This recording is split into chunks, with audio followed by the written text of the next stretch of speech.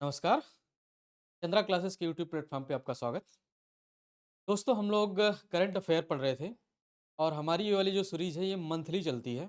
और मंथली का मतलब है कि सिर्फ एक वीडियो अब पूरे महीने का करंट अफेयर सिर्फ और सिर्फ आपको बहुत ही कंक्लूडेड वे में आपको मिल जाता है।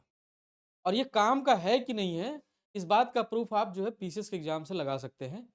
और मैं कई सारे प्रूफ्स इकट्ठा कर भी चुका हूँ, वो आपको दिखाऊंगा अभी दिसंबर वाले महीने में। जब जनवरी से लेकर दिसंबर तक का पूरा कंक्लूजन एक होगा, उसमें आपको दिखा भी दूंगा कि कौन से एग्जाम में कितने करंट अफेयर यहाँ से आए हैं, क्योंकि भाई प्रूफ का दौर है। और आपको भी पता हर जगह पढ़ाया जा रहा है तो सारी बातें बताई जाती होंगी। बट हाँ, आपके काम का है कि नहीं का है, सिर्फ इतनी सी बात बतानी थी। रही बात, हम लोग जनवरी से लेकर के करीब अक्टूबर तक कर चुके हैं पूरा मंथ वाइज।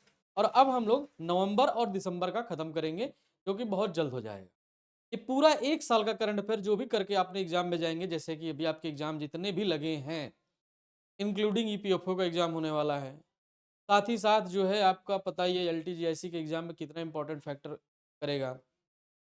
भाई सबको पता है कि जीएस के कोर्स जो सेक्शन में जो बढ़त बना ले गया, सब्जेक्ट तो आपका है, बट जीएस वाले सेक्शन में अगर आप बढ़त बना लेते हैं तो आपका काम बहुत अच्छे से होगा। और उसके लिए करंट अफेयर बहुत बर्डन लेकर के आप पढ़ेंगे तो आपके लिए फायदेमंद का सौदा तो नहीं है, क्योंकि सब्जेक्ट अपने आप में इतना बम्बार्डमेंट है। और फिर इसके बाद जो है ये भी है, तो चीजें आप जितना कंक्लूड वे में या कंसाइज वे में पढ़ें, उतना आपके लिए बेहतर होगा। आइए हम नजर डालते हैं कुछ इंपॉर्टेंट खबरों पे। और ये नवंबर मंथ का हम लोग करेंगे, दिसंबर का जस्ट इसके बाद आएगा। कुछ खबर ये है सीपी राधाकृष्णन जी के बारे में। सीपी राधाकृष्णन नाम सुना था आप लोगों ने, है ना? ये है उनकी तस्वीर। और क्या खबर थी भाई? खबर ये है, इन्होंने, आपको पता प्रेसिडेंट बने थे, है ना? वाइस प्रेसिडेंट, प्रेसिडेंट तो नहीं, वाइस प्रेसिडेंट, है ना? अच्छा, थोड़ी सी बात समझते क्या है भाई। इन्होंने जो सीपी राधाकृष्णन साहब ने 12 सितंबर 2025 को, यानी कि शपथ लिया इन्होंने 12 सितंबर 2025 को वाइस प्रेसिडेंट के रूप में। और 15वें नंबर के कार्य व्यक्ति के रूप में ये हैं। कार्यकाल इनका 17वां के रूप में होगा, यानी कार्यभार के तौर पे 17 नंबर। और तो और जब ये वाइस प्रेसिडेंट बने हैं तो इनका कार्यकाल क्या बचे हुए टाइम पीरियड के लिए रहेगा? तो हाँ, 9 सितंबर को विपक्ष के जो है, अच्छा, सुदर्शन रेड्डी साहब को इन्होंने हराया था, जो विपक्ष के उम्मीदवार थे, है ना? वो भी सीजीआई रह चुके हैं, सीजीआई तो नहीं, हाई कोर्ट के जस्टिस रह चुके हैं। और 9 सितंबर को मतदान हुआ और इन्होंने हरा करके और एज ए वाइस प्रेसिडेंट चुन लिए गए। किसके बाद? अच्छा, ये हम लोग हर महीने में पूरा डिस्कशन कर रहे हैं, सारी बातें बताई जा रही हैं इसके बारे में। तो पहले भी इनका जिक्र हो चुका है। तो 767 लोगों का मतदान किया गया और ये 15 महीने का, सॉरी, हाँ हाँ, 767 लोगों ने मतदान किया और 15 मत जो है उसमें अवैध पाए गए थे एज अ वाइस प्रेसिडेंट के तौर पे, है ना? अब और क्या था? जो निर्वाचक मंडल था उसमें 788 सदस्य शामिल थे, यानी MP, MLA plus Delhi Puducherry की जो विधानसभा होती है वहां से भी लोग आते हैं, है ना? और आपको पता है कि इसमें जो है नॉमिनेटेड लोग वोट नहीं करते हैं, बट कोई नहीं। हाँ, वर्तमान में, वर्तमान में क्या खास बात है भाई? वर्तमान में जो वैध मत है ना, 781 राज्यसभा में, 6 लोकसभा में और एक सीट जो खाली थी उसके तौर पे ये चल रहा है। ठीक है, ठीक है। अच्छा, ये थोड़ा सा भाई न्यू है, सब एडजस्टमेंट करना पड़ रहा है, बट कोई इशू नहीं है। हाँ, वर्तमान में जो वैध मतों की संख्या 781 है, राज्यसभा में 6, लोकसभा में एक सीट खाली होने की वजह से। अब जो निर्वाचन अधिकारी थे वाइस प्रेसिडेंट साहब के, ये कौन थे? पीसी मोदी जी थे, पीसी मोदी, है ना? और क्या बात है भाई, जो निर्वाचक मंडल था, निर्वाचक अधिकारी जो पीसी मोदी साहब थे, है ना? और राधा कृष्णन को कितने मत मिले हैं? 452 मत। और सुदर्शन रेड्डी साहब को जो अपोजिशन वाले थे 300 मत मिले थे। क्या आपको ये याद रखने की जरूरत है? नहीं, ये याद रखने की जरूरत नहीं है। लेकिन इनके वर्सेस कौन था, ये बात आपको याद रखने की जरूरत है। क्योंकि भाई अपोजिशन वाली बात तो एकदम ध्यान में रखनी ही रखनी है, क्योंकि इनके अपोजिट में कौन था ये बात आपको पता रहेगी तो काम अच्छा होगा। अब कुछ और खास बात वाइस प्रेसिडेंट पद को लेकर के, वाइस प्रेसिडेंट पद को लेकर के कुछ और खास बात है ना। अच्छा, क्या खास बात है भाई? जो सर्वपल्ली राधाकृष्णन और हामिद अंसारी दो ऐसे व्यक्ति थे जिन्होंने लगातार 2 बार उपराष्ट्रपति के पद के रूप में कार्य किया था। फिर पूरी बात क्लियर करते हैं। सर्वपल्ली राधाकृष्णन और हामिद अंसारी दो ऐसे व्यक्ति हैं जिन्होंने लगातार 2 बार उपराष्ट्रपति के पद के रूप में कार्य किया। और ये उपराष्ट्रपति का पद किससे निकल के आता है? भारतीय संविधान के जो सेक्शन है यानी कि अनुच्छेद 63 और भारत का एक उपराष्ट्रपति होगा, ये साफ साफ उस बात में लिखा हुआ है।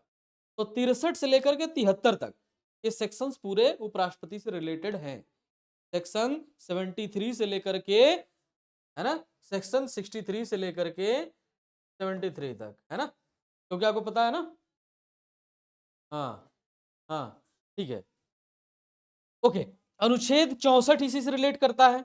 अनुच्छेद 64 क्या कहता है भैया?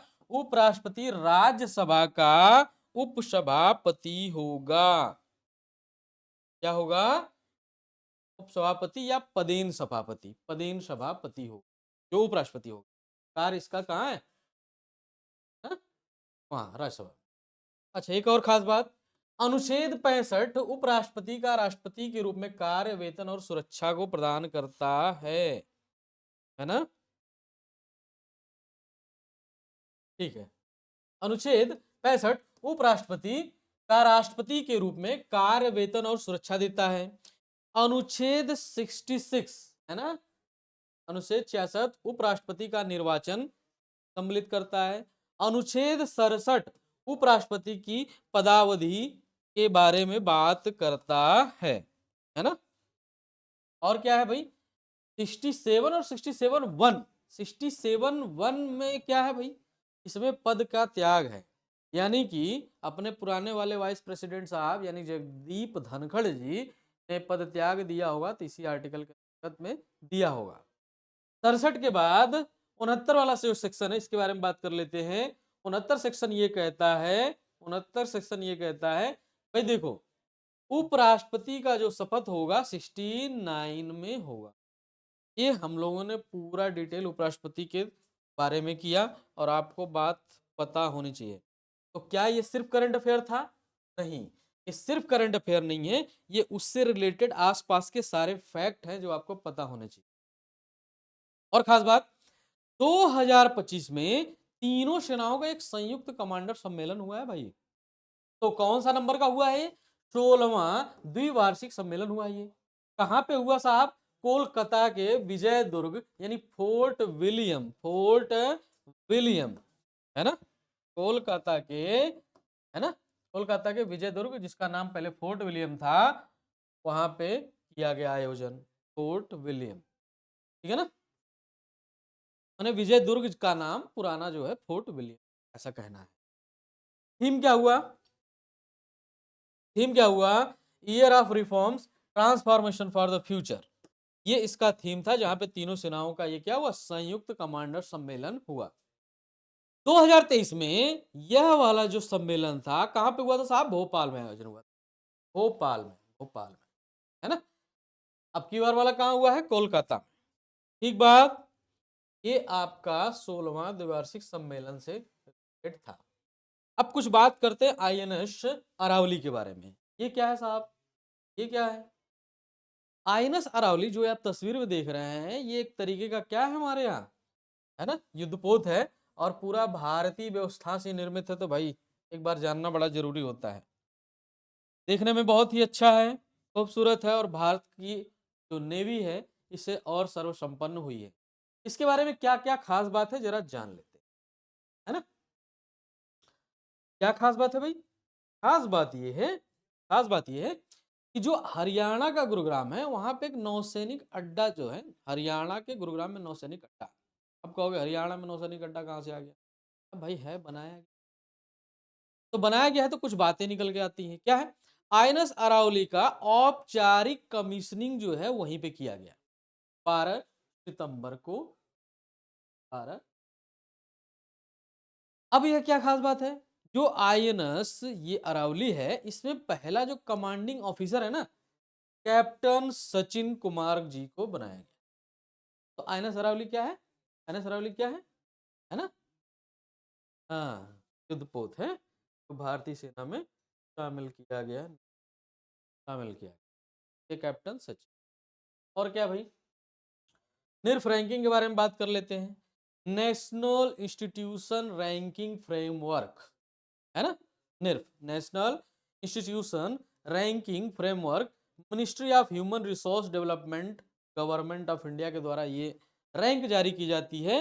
और आपको पता होगा कि ये रैंक क्यों जारी की जाती है, और नहीं पता है तो हम बताते हैं, है ना, नहीं पता है तो हम बताते हैं।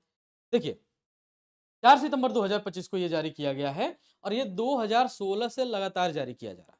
करता क्या है ये भाई, पहले बात तो ये है कि जैसे आपको पता हो यूनिवर्सिटीज की रैंकिंग होती है, हमारे भारत में जितनी यूनिवर्सिटियां हैं, कितने अच्छे काम कर रही हैं, कितना अच्छा पढ़ाई हो रहा है, कितना अच्छा माहौल है, ये सारी बात इस पे डिफाइन होती है। तो क्या डिफाइन है भाई, 4 सितंबर 2025 को है ना जारी किया गया निर्फ रैंकिंग, और 2016 से लगातार जारी किया जा रहा है। तो कितने श्रेणियों में, 17 विभिन्न श्रेणियों में इंस्टीट्यूशंस काम करता है, वहां से ये लिया जाता है। जो ओवरऑल लिस्ट है बेसिकली इस वाले में, टॉप किया कौन, कैसे ये काम करता है, और ये 17 जो विभिन्न श्रेणियां बनाई गई हैं, इसमें कौन अच्छा किया, इसके बारे में जरा जान लेते हैं। तो जो ओवरऑल रैंकिंग है, ओवरऑल रैंकिंग, उसमें आईआईटी मद्रास लगातार 7वीं बार नंबर 1 पोजीशन पे आया है। उसके बाद आईआईएससी बेंगलोर है, उसके बाद एम्स है, जेएनयू है, बीएचयू है ना। ये ओवरऑल लिस्ट में है, मतलब सब कुछ 17 हो, रैंकिंग में देखा जाए तो सबसे अच्छा कौन किया, ये सारे किए, ठीक है। अब थोड़ा सा विश्वविद्यालय श्रेणी में बात कर लेते हैं। विश्वविद्यालय श्रेणी कौन कौन सी भाई, यानी कि जितने सेंट्रल इंस्टीट्यूशन है उनके बारे में जानकारी ली जा रही है। विश्वविद्यालय श्रेणियों में आईआईएससी बेंगलोर, आपको पता है Indian institute of science Bangalore वाला, फिर जेएनयू, मणिपाल उच्च शिक्षा अकादमी भोपाल, और ये तीन जो है विश्वविद्यालय श्रेणी सबसे टॉप में है। तो पूरे 17 बनाई जाती है, लेकिन साहब आपको टॉप के 2-3 याद रखने, ये बहुत जरूरी बात है। विश्व के शीर्ष 100 प्रबंधन संस्थानों में भारत के 3 संस्थान शामिल हुए हैं, ये अच्छी बात है। दिसंबर वाले महीने के जब करंट अफेयर आएंगे, तो वहां पे हम लोग जो है इंटरनेशनल रैंकिंग की बात करेंगे। वहां पे देखिएगा भाई साहब, सिर्फ 200 में कोई भी इंस्टीट्यूशन अपने यहाँ का शामिल नहीं। आप समझ रहे हैं बात को, सिर्फ 200 में नहीं शामिल, तो हम लोगों ने अपना रैंकिंग बना रखा है, उस हिसाब से डिसाइड कर रहे हैं। क्यूएसएम रैंकिंग, ये क्या है भाई, क्यूएसएम रैंकिंग 2026, ये वर्ल्ड यूनिवर्सिटी रैंकिंग होती है उसी के तरीके का, और ये 2025 में जारी की गई है, तो इसके बारे में जानिए।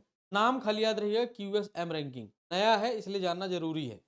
और भारतीय इंस्टीट्यूशन भी शामिल है, भारतीय इंस्टीट्यूशन भी शामिल है। क्या है भाई, है ये क्या है भाई, विश्वविद्यालय के 359 संस्थान शामिल किए गए इसमें। भारत के 14 संस्थान जो है इसमें शामिल किए, भारत के 14 संस्थान। आईआईएम बेंगलुरु 52 नंबर पे, आईआईएम अहमदाबाद 58 नंबर पे, आईआईएम कोलकाता 64, याद रख लीजिए। Bengaluru IIM 52, IIM Ahmedabad 58, IIM 60, ये क्या है, 14 संस्थान जो है मैनेजमेंट वाले में शामिल है। क्यूएसएम रैंकिंग का मतलब हो गया मैनेजमेंट वाले, है ना, मैनेजमेंट वाले। और क्या भाई, विश्व लेवल पे क्या बात हो रही है, विश्व लेवल पे बात कर लेते हैं, यानी वर्ल्ड लेवल पे क्या जानकारी है।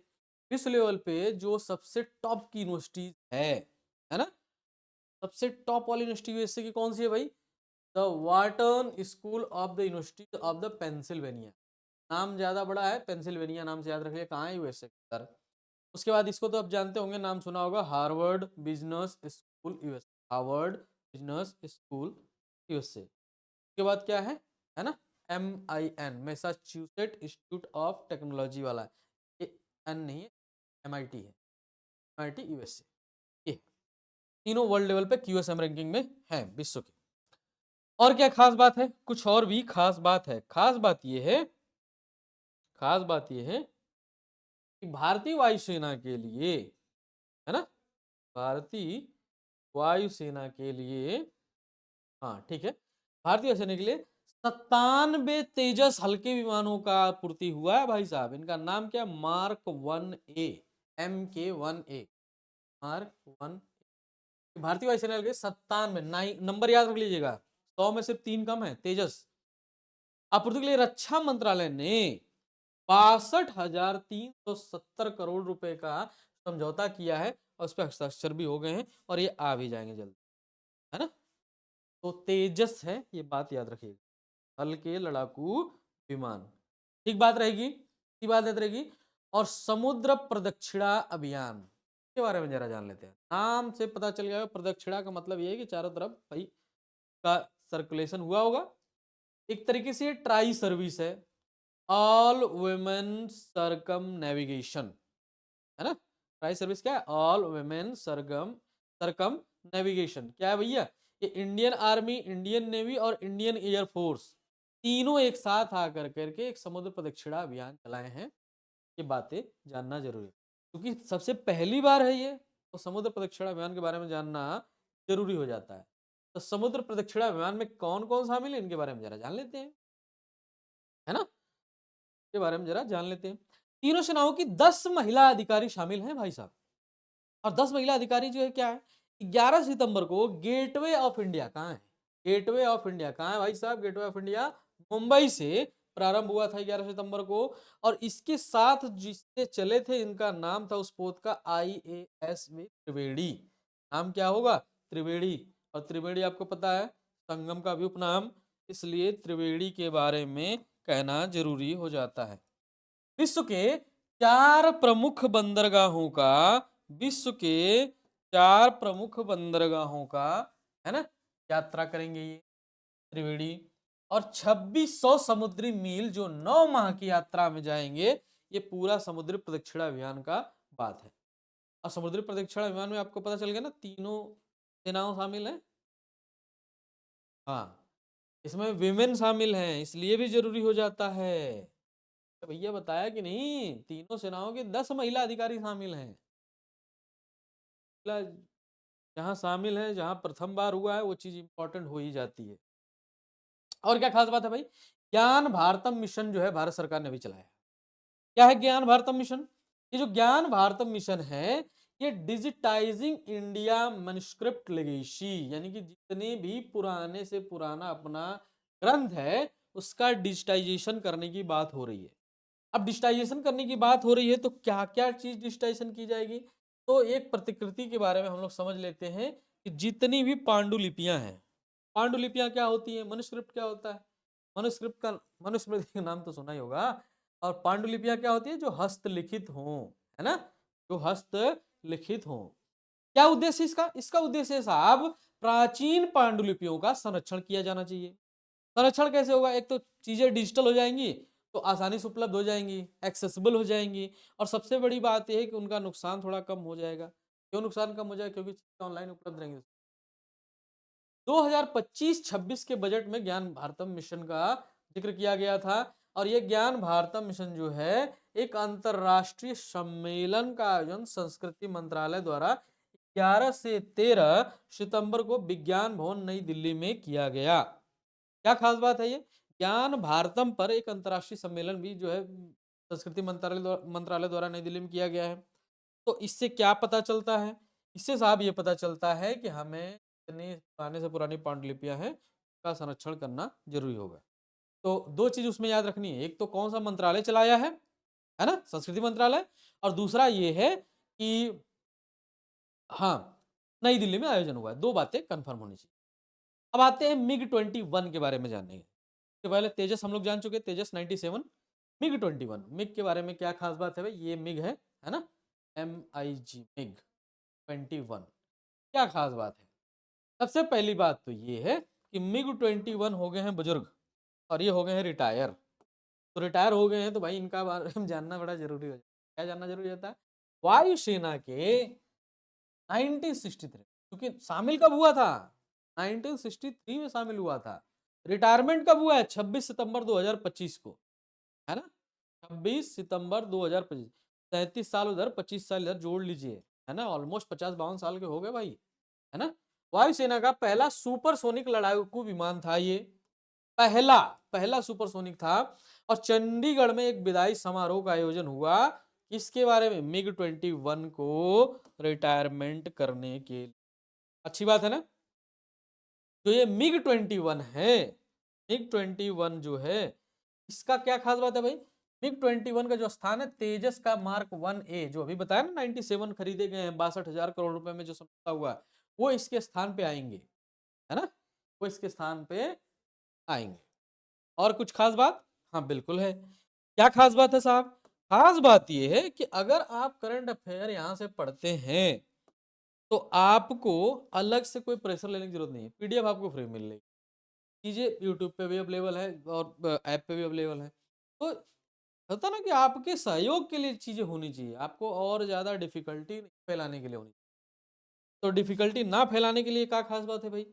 खास बात ये कि रेल आधारित मोबाइल नेटवर्क से अग्नि प्राइम का सफल परीक्षण चांदीपुर रेंज उड़ीसा से किया, है ना। कमाल की बात, कमाल की बात ये है कि रेल आधारित मोबाइल नेटवर्क से, भाई चलती हुई ट्रेन से मोबाइल नेटवर्क चल रहा है और उसके साथ साथ उससे जो है अग्नि प्राइम का चलता फिरता सफल परीक्षण हो गया है।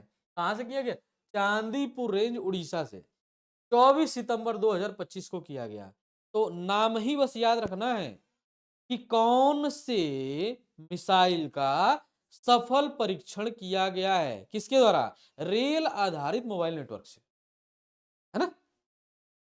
आपको पूरे 1.5 पेज का कंक्लूजन 4 से 5 लाइन में निपट जाना है। कहां से किया गया है, चांदीपुर रेंज उड़ीसा से किया गया है, कब किया गया है, 24 सितंबर 2025 को किया गया है, किससे किया गया है, रेल आधारित मोबाइल नेटवर्क से किया गया, किसका किया गया है, अग्नि प्राइम का।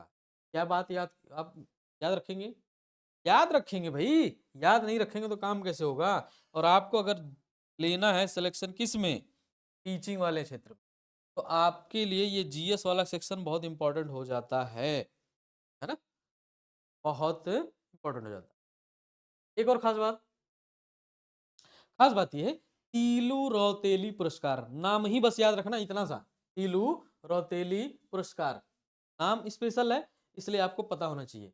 उत्तराखंड की सरकार ने दिया है ये, और 13 महिलाओं को दिया गया है। कौन सा पुरस्कार भाई, तीलू रौतेली पुरस्कार, दैट्स इट।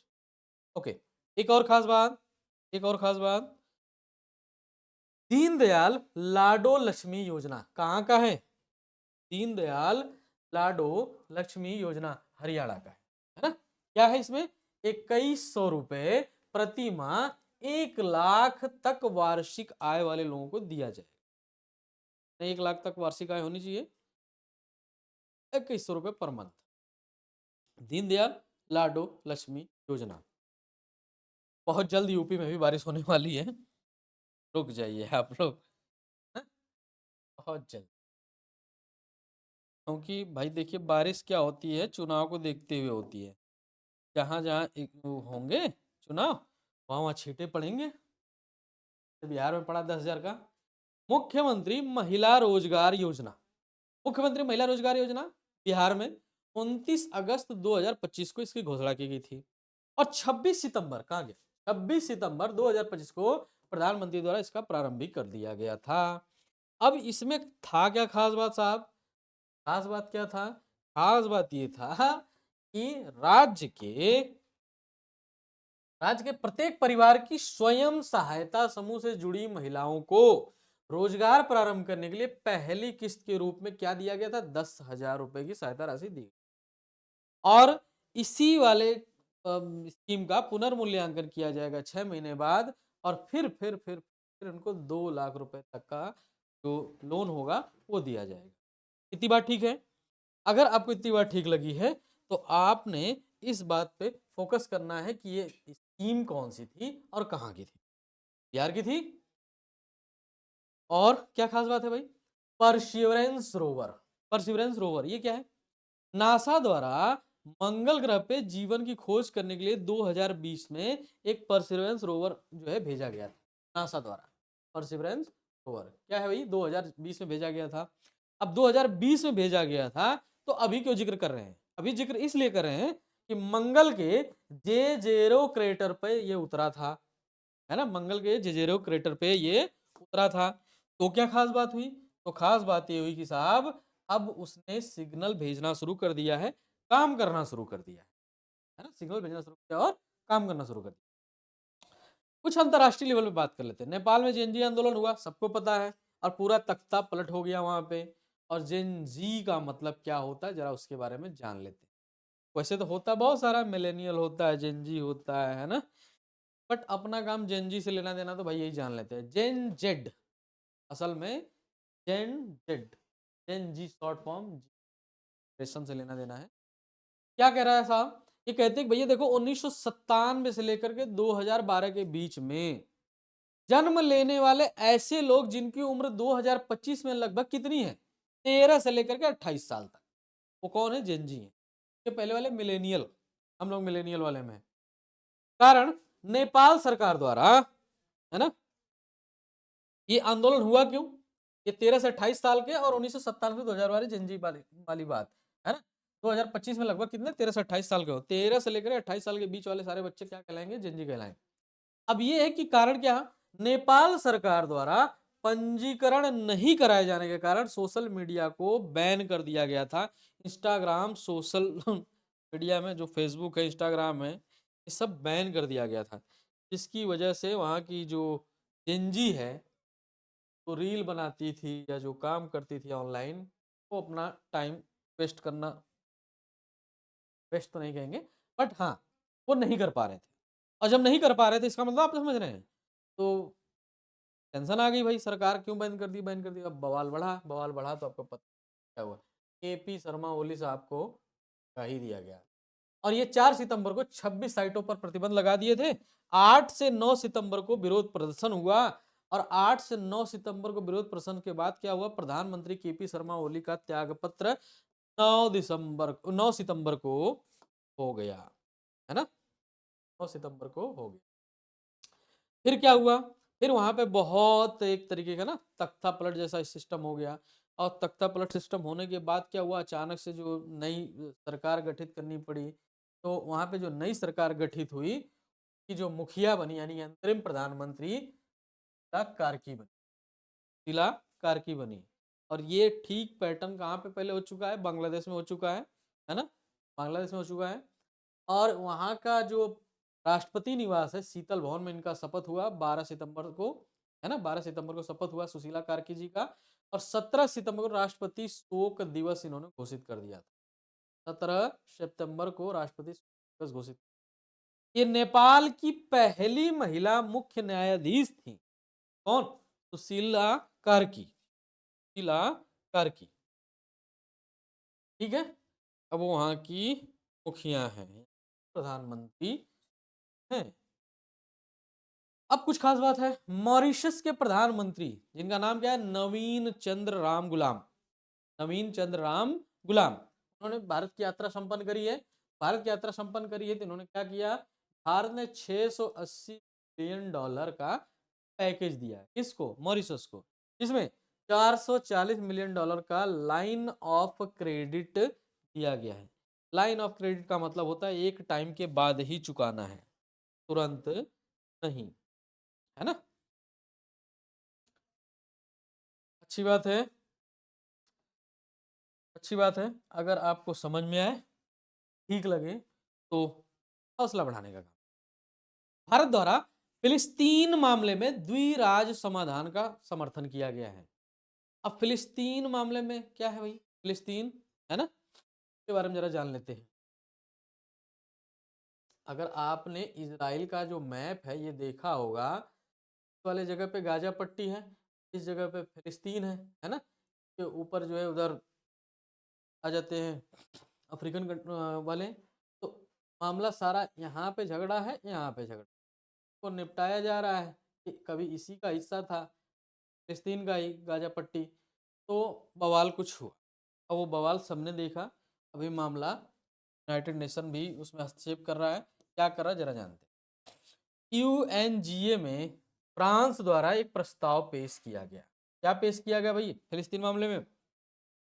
कागज साहब देखो, 142 आउट ऑफ 10 के बहुमत से पारित हुआ है। क्या पारित हुआ है? 12 देश मतदान में अनुपस्थित रहे, उसमें भारत भी था, है ना, अनुपस्थिति में। बट कहा क्या गया? भाई देखो उसमें किस तरह शांति, मतलब शांति आनी चाहिए। कहाँ पे? गजापट्टी में। बट आपको पता है वहाँ पे क्या हो रहा नहीं। ठीक है, अब कुछ खेल से रिलेटेड खबर। खबर क्या है? ऑस्ट्रेलियन ओपन, पुरुष और महिला, यही दोनों चीजें याद रखनी है ना? क्या भाई? ऑस्ट्रेलियन ओपन किसने जीता? यानिक सिनर जो इटली के हैं उन्होंने जीता। महिला में मेडिसिन कीज जो यूएसए की हैं वो जीती। किसकी बात हो रही है? ऑस्ट्रेलियन ओपन, पुरुष वाला सिनर और मेडिसिन कीज, ये जो है ऑस्ट्रेलियन ओपन निपट गया। फ्रेंच ओपन की बात कर लेते हैं, ये सब 2025 वाले हैं। फ्रेंच ओपन पुरुष वाला कार्लोस अल्कराज जो है वो जीते हैं, पुरुष वाला कार्लोस अल्कराज स्पेन के हैं। और महिला में कोको गॉफ हैं, ये यूएसए की हैं, ये जीती। ये दोनों बात पता रहेगी, ऑस्ट्रेलियन और फ्रेंच। और अभी एक और रह गया, एक और रह गया ना, विंबलडन। विंबलडन क्या कहता है? विंबलडन ये कहता है कि विंबलडन ओपन में जो ये पुरुष है ना, ये फिर से यानिक सिनर जीते। पुरुष वाले में यानिक सिनर है ये। और महिला ईगा श्वेत का श्वेक, इन्होंने जीती, ये पोलैंड की। कौन कौन हो गया? कौन कौन हो गया रिकॉल करिए। ऑस्ट्रेलियन ओपन हुआ, ऑस्ट्रेलियन ओपन हुआ, फिर फ्रेंच ओपन हो गया, और अब कौन सा हो गया? विंबलडन हो गया, है ना? फिर से ऑस्ट्रेलियन ओपन यानिक सिनर जीते हैं पुरुष वाले में, फ्रेंच ओपन पुरुष वाले में कार्लोस अल्कराज जीते हैं, और विंबलडन ओपन यानिक सिनर जीते हैं। और यूएस ओपन की बात कर लेते हैं, कार्लोस अल्कराज स्पेन के फिर से जीते। अब कार्लोस अल्कराज जो है दो जीते हैं, एक यूएस जीते हैं, दूसरा कौन सा जीते हैं? फ्रेंच जीते। यूएस और फ्रेंच जो है दोनों एक ही व्यक्ति जीते, कार्लोस अल्कराज, है ना? महिला तो सारी अलग है ना? ऑस्ट्रेलियन ओपन यानिक सिनर जीते हैं, और विंबलडन जो है यानिक सिनर जीते हैं। दो काम खत्म हो गया। यानिक सिनर ने क्या जीता? ऑस्ट्रेलियन ओपन, विंबलडन जीत गया। यूएस ओपन फ्रेंच ओपन कौन जीत गया? कार्लोस अल्कराज जीत गया। पुरुष वाला काम खत्म, दो ही लोगों ने चारों निपटा दिया। अब बात कर लेते हैं महिला वाले में। आर्याना साबालेंका जो है बेलारूस की हैं, ये यूएस ओपन जीती हैं। और दूसरा कौन सा? दूसरा कौन सा? विंबलडन जो है ईगा स्वीत की जीती हैं। और कौन सा? और ये हो ऑस्ट्रेलियन ओपन, कोको गॉफ जीती इससे की, सॉरी, फ्रेंच ओपन कौन जीती है? कोको गॉफ यूएसए की। और तो और जो है ऑस्ट्रेलियन ओपन कौन जीत गया? मेडिसिन की, यूएसए की। तो महिला सारी अलग अलग हैं, और ये काम खत्म है। वो एग्जाम में पूछ लिया जाता है भाई, इस वजह से पढ़ाना जरूरी होता है ना? आर्थिकी रूप से बात कर लेते हैं। क्या है इंपॉर्टेंस इकोनॉमिकल फैक्टर में? इकोनॉमिकल फैक्टर कहता है साहब देखो, 2025-26 में, 2025-26 की पहली तिमाही में जो जीडीपी वृद्धि है ना साहब, जीडीपी वृद्धि कितनी हुई है? 7.8% रही है, 7.8% रही है। और अप्रैल से जून 2025 महीने में स्थिर मूल्य पे, जिसको हम क्या करते हैं, हाँ, स्थिर मूल्य पे, स्टैटिक वाले पोजीशन में है, 47.89 लाख करोड़ है। और वर्तमान पे, वर्तमान मूल्य पर जो जीडीपी है वो 8.05 लाख करोड़ रुपए। बहुत जल्दी इकोनॉमिक्स की पूरी क्लासेस आने वाली है, जो आपके जीएस वाले सेक्शन को कंप्लीट कर देगी। पूरा वन शॉट वीडियो रहेगा, जो आपके एग्जाम के पॉइंट ऑफ व्यू, यानी जीएस वाले सेक्शन के लिए इकोनॉमिक्स बहुत जरूरी होता है, क्योंकि कई बार ये करंट अफेयर से रिलेट करता है। हम करंट वाली सारी चीजें यहाँ शामिल तो करते हैं, बट जो फैक्ट वाला डेटा है, यानी उसको आपको पढ़ना भी जरूरी होता है। दैट्स वाई यहाँ पे क्लासेस रहेंगी बहुत जल्दी, है ना? अब बात कर लेते हैं थोड़ा सा खास बात पे। क्या खास बात है साहब?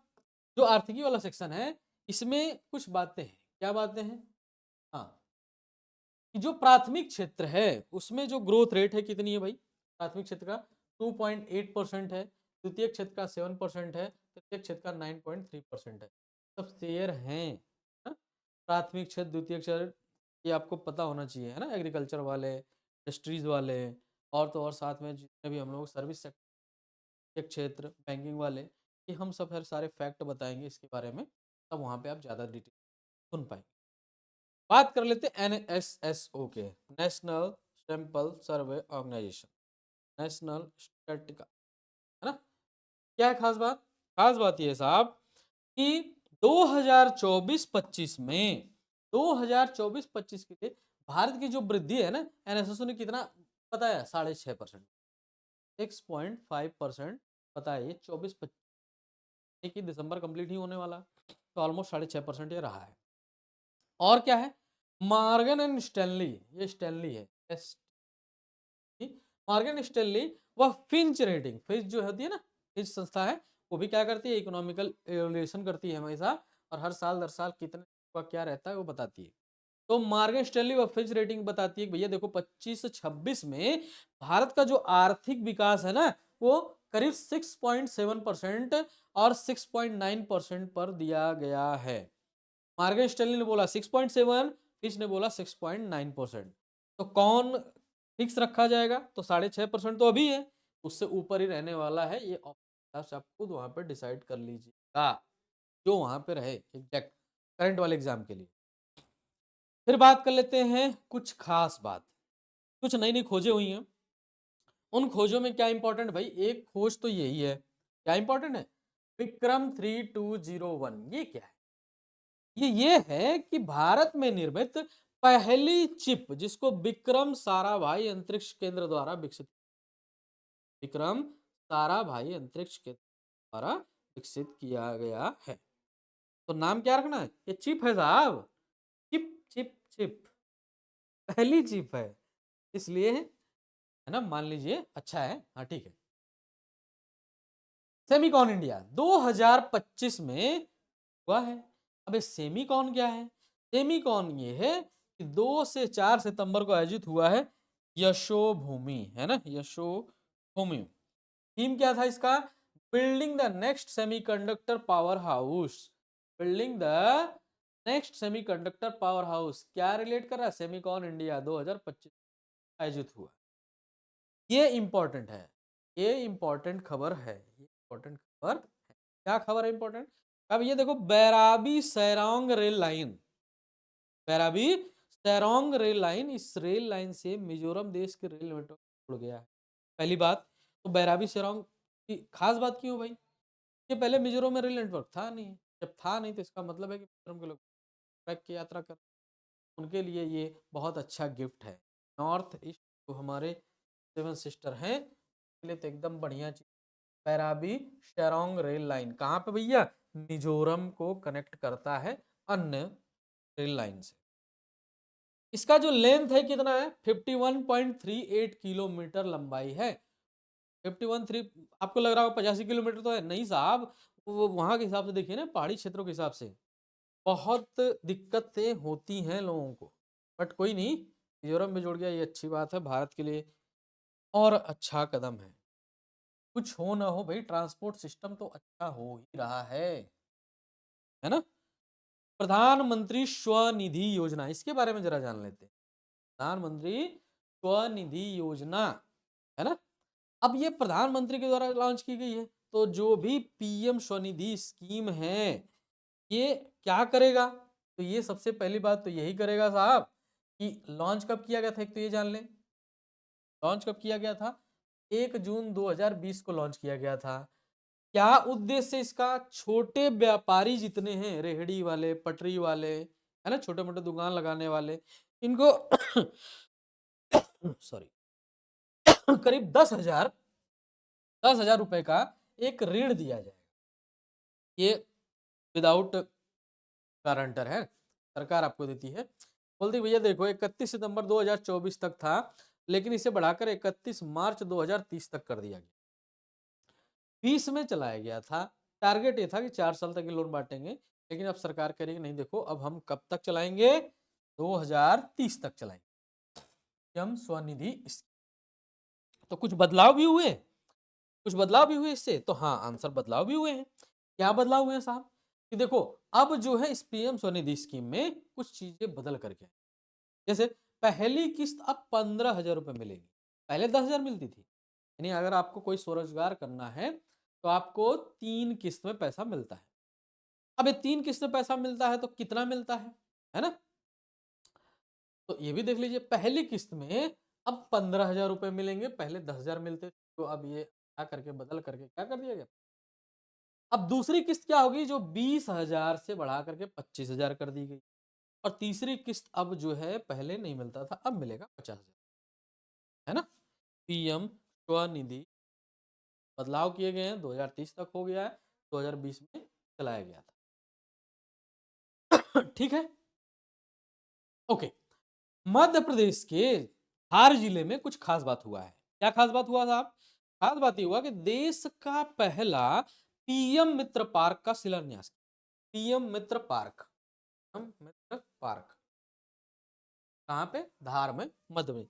इतने बात याद रखनी है। पीएम मित्र पार्क में जितनी बिजनेस एक्टिविटी फटाफट वहीं पे होंगी। क्या होगा ये? क्या होगा? पीएम मित्र स्कीम, जरा आप फोटो देख सकते हैं और समझ सकते हैं इस बात में, है ना? बोला गया भैया 7 PM mega integrated textile regions and apparel parks approved. PM Modi का कुछ विजन है, इसके बारे में बताया भैया। देखो, world class plug and play infrastructure रहेगा वहां पे। प्लग एंड प्ले इंफ्रास्ट्रक्चर का मतलब एज इट इज वहां पे जाइए और अपना रेंट पे लीजिए और सब काम शुरू कर दीजिए। वहाँ सब कुछ चीजें पहले से व्यवस्थित होंगी। बूस्ट कर सकते हैं आप अपने पूरा का पूरा जो कॉम्पिटिटिवनेस सेक्टर है, वहाँ पे आपको सहायता मिलेगी कि कैसे आप जो है अलग करें। और वहाँ पे ट्रेनिंग भी मिलेगी, रिसर्च इनोवेशन भी होगा पीएम मित्र पार्क का, क्योंकि पहला है इसीलिए याद रखना है। और ये हेल्प करेगा इकोनॉमिक स्केल को बढ़ाने में, एफडीआई को और ज़्यादा अट्रैक्ट करने में। ग्लोबल मैन्युफैक्चरर्स जितने होंगे उनको भी अट्रैक्ट करेगा वहाँ पे। और इसका एम क्या है? ग्लोबल टेक्सटाइल बनाना। इसके बारे में बात हो रही थी, पीएम मित्रा स्कीम के बारे में, है ना? पीएम मित्रा स्कीम के बारे में अगर बात हो रही थी, इसका फुल फॉर्म भी जानना बड़ा जरूरी है। क्या जरूरी है साहब? जरूरी ये है, prime minister mega integrated textile regions and apparel, PM Mitra. अब चूंकि पहला बन चुका है तो और भी बनेंगे। अब और कहां कहां बनेंगे इसके बारे में भी जान लेते।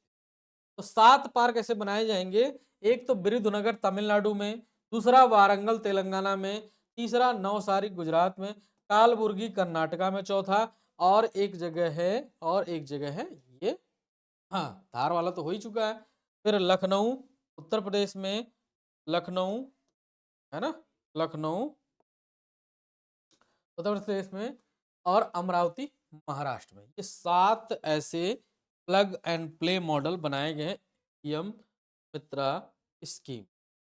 अच्छा है। अब और कुछ खास बात, और खास बात क्या है साहब? खास बात ये है, चूंकि ये नवंबर मंथ का करंट अफेयर है, दिसंबर वाला हम लोग कंक्लूजन करेंगे तो थोड़ा सा अच्छा होगा। उसमें क्या करेंगे, सबको शामिल करने की कोशिश करेंगे कि आपके एग्जाम्स लगे हैं, अगर आप यहाँ पे काम कर ले गए, और आपको भी पता है जनवरी से लेकर के आप नवंबर तक आपको ये बिल्कुल मान के चलिए 3.5 घंटे के अंदर पूरा करंट आ रहा है, और एक एक महीने का है, तो आप जब मन करे तब देखें, जैसे मन करे वैसे समझें।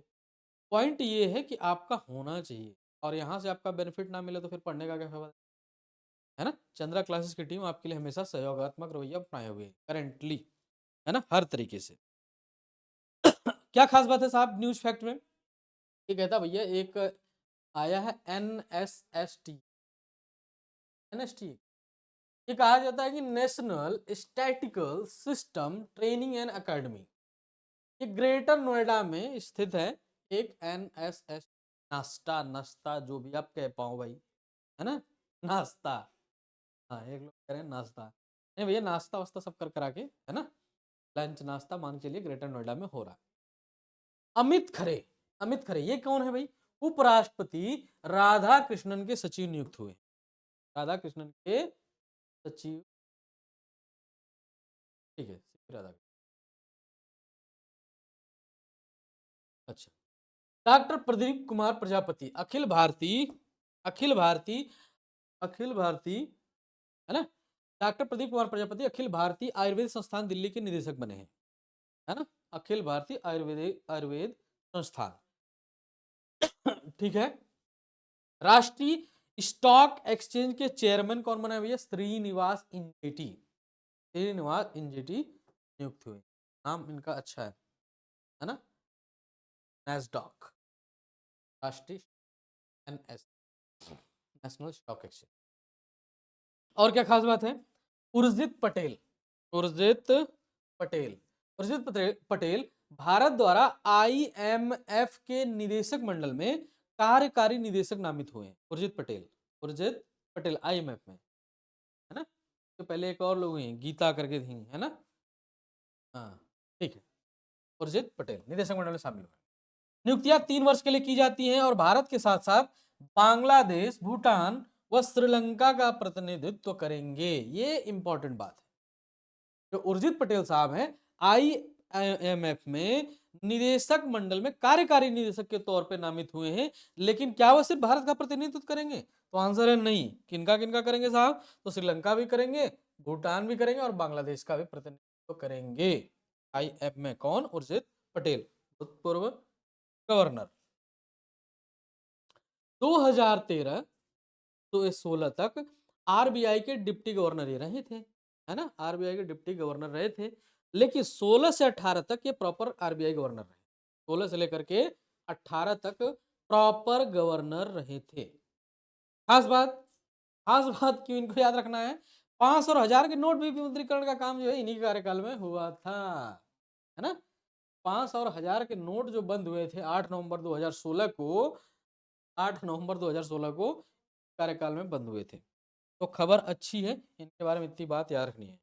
राष्ट्रीय शिक्षक पुरस्कार 2023 45 शिक्षकों को दिया गया है। अब की बार 45 शिक्षकों को राष्ट्रीय शिक्षक। एक और खास बात, एक और खास बात क्या है भाई? खास बात ये कि दादा साहब फाल्के पुरस्कार 2023 का अनाउंसमेंट हुआ है। ये लेट से होता है साहब, 23 का है तो 24 में होगा, 24 का तो 25 में होगा, ऐसा कर करके वो लोग करते थोड़ा लेट से। तो दादा साहब फाल्के पुरस्कार 2023 के बारे में जान लें। शुरुआत 1969 में हुआ है इसका, और पहली बार 1969 में श्रीमती देविका रानी को पहली बार ये पुरस्कार जो है दिया गया था। 2023 का जो पुरस्कार है मोहनलाल विश्वनाथन नायर को दिया गया है। मोहनलाल साउथ के एक्टर हैं, बहुत अच्छे हैं, थोड़ा सा हेल्दी टाइप के हैं और उनके काफी सारी मूवियां जो है अच्छी हुई हैं, है ना? मोहनलाल मूवी अच्छी बनाते हैं भाई। मोहनलाल विश्वनाथन नायर को दिया गया है। आते हैं आगे, आते हैं आगे। क्या खास बात?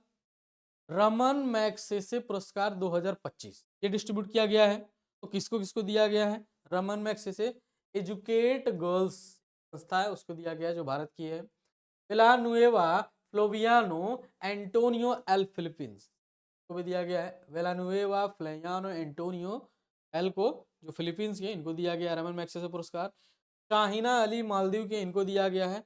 यह जो पुरस्कार है, ये जो पुरस्कार है, इसके बारे में खास बात ये है, भाई देखो फिलीपींस के जो पूर्व राष्ट्रपति थे ना, उन्हीं का नाम था रमन मैग्सेसे। रमन मैग्सेसे, उन्हीं के नाम पर पुरस्कार दिया जाता है, रमन मैग्सेसे पुरस्कार। काफी प्रतिष्ठित पुरस्कार है ये। 1957 में जब घोषणा हुई थी, 1957 में जब घोषणा हुई थी, तो उस वक्त पहली बार जो है ना साहब 1958 में विनोबा भावे को दिया गया। पहली बार में जब घोषणा हुई थी तो 1958 में विनोबा भावे को दिया गया था। और आचार्य विनोबा भावे के बारे में अगर आपको जानना हो तो आप भूदान आंदोलन के बारे में जिक्र करें, है ना? भूदान आंदोलन से संबंधित है, ठीक है? आते हैं आगे। कुछ और खास बात है, कुछ और खास न्यूज ये है कि टाइम पत्रिका का kid of the year award जो है दिया गया है। किसे दिया गया है? तो एक लेडी है, बच्ची हैं, तेजस्वी मनोज, तेजस्वी मनोज, ये 17 साल की हैं, इनको दिया गया है टाइम पत्रिका किड ऑफ द ईयर, है ना? Kid of the year. और क्या खास बात? और खास बात यह है कि 98वें ऑस्कर पुरस्कारों की घोषणा हुई है, जिसमें भारत की आधिकारिक प्रविष्टि हेतु नीरज घेवान निर्देशित एक मूवी है जिसका नाम है होम बाउंड को शामिल किया गया। Home bound, home bound Oscar में, 98 ऑस्कर में, है ना? अच्छा, फिर क्या है?